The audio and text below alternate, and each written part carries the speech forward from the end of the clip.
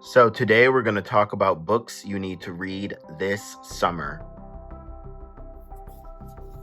The first book is Witch Baby by Francesca Lia Block. It's from the Weetsy Bat series, which is a punk reinterpretation of Hollywood, mixed with fairy tales and fantasy, magic lamps and wishes coming true and genies, mixing with the sort of new wave vibe. I love these books. I've loved them ever since I was in middle school, I think.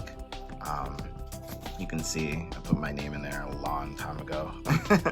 But Witch Baby is really about not really feeling like you belong and trying to really discover your roots and find a place that's very you.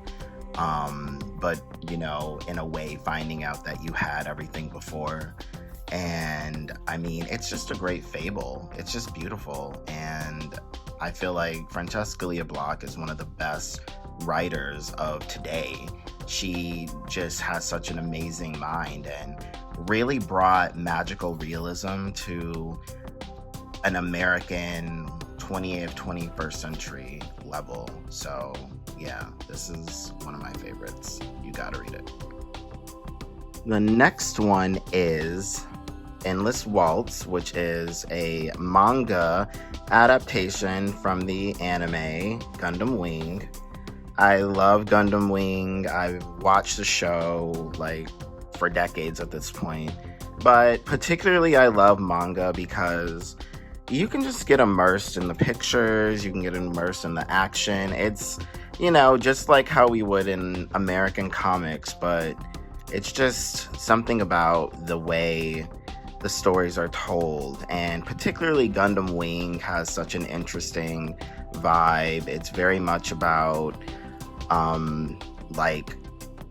end of the world, but trying to repair it constantly, and how we kind of repeat ourselves. The whole Endless Waltz is from history is an endless waltz, and we just keep kind of repeating ourselves and things. And I feel like it's such a strong message, but still in a fun, cool package. The next one is Less Than Zero by Bret Easton Ellis. I have always really liked Bret Easton Ellis's vibe, his way of writing about young people in a kind of cutthroat, realistic style. Less Than Zero is such a summer book, even though it's set during Christmas time. It's set in the early 80s in LA, and it's about a bunch of rich kids that basically bomb out and just burn out from drugs and sex and, partying too much. And it gets stranger as it goes on, and I think that really reflects the strangeness that just being young really brings to you, and the changes from you and the friends you used to have to the ones that you feel like are now more of you. And it also reminds me of today, and how, it's not really different from the people we see in magazines or on blogs or on social media, who are rich and young and doing bad things, but it's just done from a perspective that's very much been there, know everything. And I love that style. I love how kind of documentary slice of life it is. The next book is Field of Flowers, which is a great poetry collection by Charles B. I just feel like this is all about growing, learning, discovering.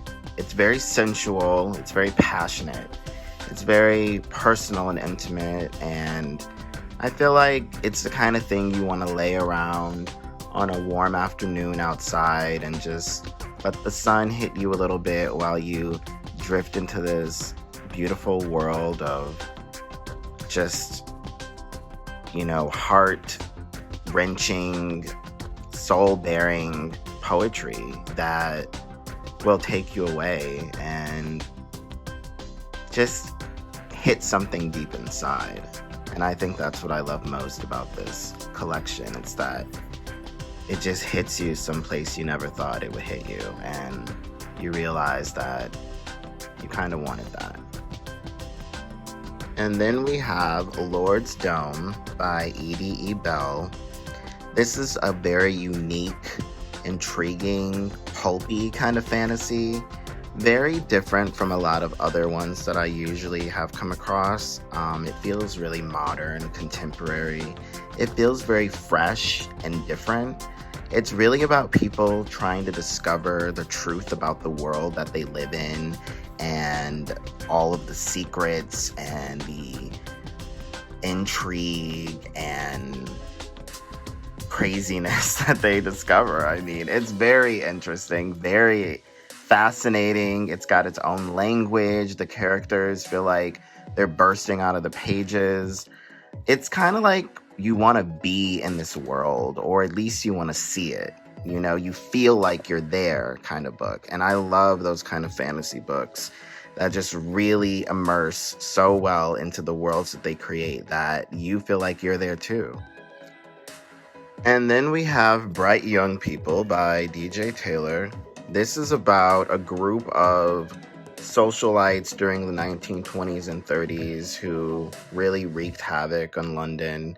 They were mostly rich, from really great families that were in politics or business, and they just partied and got a lot of attention for the things that they did. It was actually like the first real youth that were photographed and written about obsessively in the newspapers, and kind of a precursor to what we now know today as young Hollywood or celebrity culture in general.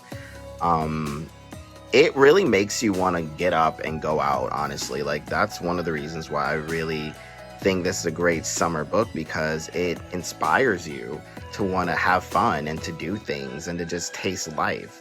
Because they were really just trying to savor history and moments that they felt were really about darkness and doom around them, but they were trying to find all the light and fun throughout it all. And I feel like that's something we can all agree that we all need a little bit of these days. And speaking of going out and having fun, we have Popism, the Warhol 60s, which really is about Andy Warhol's heyday as the king of pop art and all the adventures and fun people that he met and all of the things that he created and all the things he experimented with. It really also makes you want to get out and do things. It really makes you want to conquer your dreams and just have a good time and enjoy life and enjoy the change of culture around us. I think specifically with the 60s, there was so much cultural change that it kind of forced people to see the world differently. And I'm going to be honest, I feel like right now in the 2020s, we're about to have major cultural changes that are really going to affect the way society moves and thinks. And I feel like this book, honestly, just is a great primer to get you ready for that, to kind of get you excited about the ideas of things being different and getting away from the past. And then we have Boys Come First by Aaron Foley. This is really about a group of young Black queer men living in Detroit in their 30s, trying to figure life out, trying to find romance, trying to find themselves. It's very different in the sense that it's not about issues, it's not about problems, it's not about politics necessarily. It's really just about living and being, and it's not unlike any other beach reads, honestly, just about love and life and trying to find the next step and where you're going and trying to figure out who you are and what you want. And I don't know, I just love how modern and real it is, the text conversations, and the way it makes Detroit into this city that is very detailed and intricate. And you don't usually get that. You don't really see that a lot. Next is La Liaison Dangereuse. This is a classic, really. I mean, if you've seen Cruel Intentions or Dangerous Liaisons, which the title roughly translates into in English, then you know this is a story regarding wealthy people, sex, and deviousness. This is a really great beach read, summer read, because it has all the qualities of what we like in those books, but it's kind of high-minded in a way, and I don't mean that in a snobby way. I mean, like, it just elevates itself from what it could have been. And I think that's what makes it even more incredible. And I don't know, it's just an insane story about two ex-lovers who are wreaking havoc on the people around them. And I love that it's right before the French Revolution, because you really do get a taste of, like, okay, this is what these aristocrats were really like and what they were probably doing. And it just makes it even deeper and crazier. The back says Marie Antoinette had a copy in her boudoir, but I don't know. If she did, I would not be surprised, because I know I would. And then we have Once Is Not Enough by Jacqueline Suzanne. She's really like the mother of blockbuster fiction. She wrote Valley of the Dolls. In fact, all of her books went to #1 consecutively. This one isn't as popular, but it's probably just as insane as Valley of the Dolls, to be honest. It's about a girl whose father is a Broadway producer. She has an accident one day, and she wakes up years later in the 70s. And she has to really contend to this change of pop culture, society, and even the people around her. And there's so much weirdness. There's like aliens. There's a lot of like strange relationships between family members. There's a lot of secrets and intrigue. I don't want to give away too much because I want you to read it, but yeah, it definitely will make your summer a lot brighter. And for the bonus books, 8-Man Rex and 8-Man Rex 2, my books. Honestly, for anyone who just loves fantasies, drifting away, dreaming, escaping, these books are for you. There's no age limit. There's no maturity levels that you have to worry about. It's just all about a great story and just why we fell in love with reading to begin with. Why we love to hear fascinating, big adventures and exciting people and crazy villains and new friends, you know, like that's what 8-Man Rex is all about. It's really about, for me, what got me into reading, what got me into writing. And I think it'll bring you back to that place too.